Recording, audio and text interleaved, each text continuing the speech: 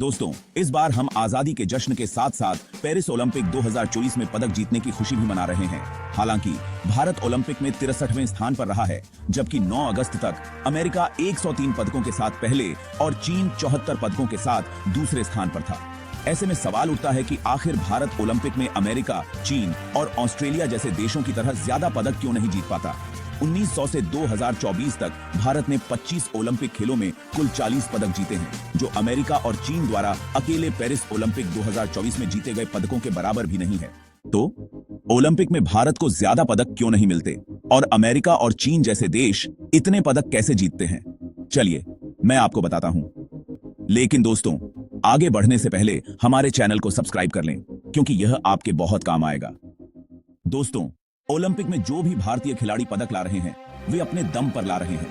उन्हें ओलंपिक में जाने के लिए कोई खास समर्थन नहीं मिलता।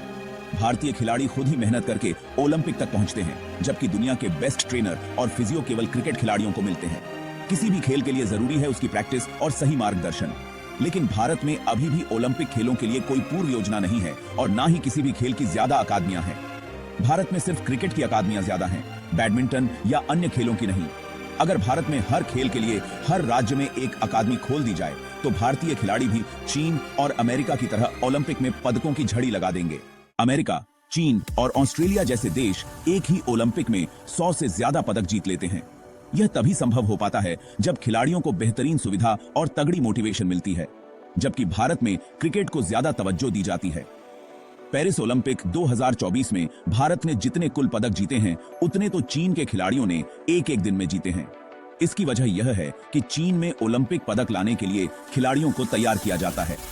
चीन में ओलंपिक पदकों की फैक्ट्री जैसी है, जहां जब बच्चा 5 या 6 महीने का होता है, तो वहां की सरकार उसका जेनेटिक टेस्ट करवाती है, ताकि यह पता चल सके कि बच्चे को कौन से खेल में डाला जाए, जिससे वे भविष्य में अपना बेस्ट दे सके।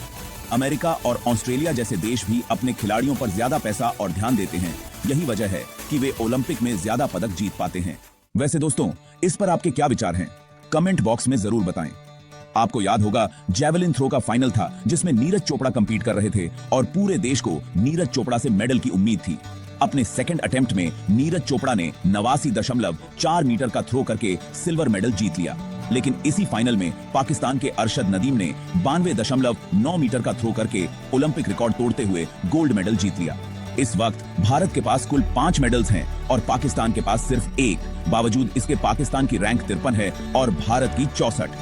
ओलंपिक रैंकिंग में प्राथमिकता उन देशों को मिलती है जिन्होंने गोल्ड मेडल्स ज्यादा जीते हैं। भारत के 5 मेडल्स में से 4 ब्रॉन्ज और 1 सिल्वर है। इस ओलंपिक में कई ऐसे स्पोर्ट्स हैं जहां मामूली अंतर से भारत चौथे स्थान पर रहा और मेडल मिस हो गया। विनेश फोगाट का डिस्क्वालिफिकेशन भी बहुत बड़ा झटका था भारत के लिए। नीरज चोपड़ा का ही बनाया हुआ ऑरा है कि सिल्वर मेडल जीतने के बावजूद गोल्ड न आने की कसक है। जय हिंद। मिलते हैं किसी नेक्स्ट वीडियो में।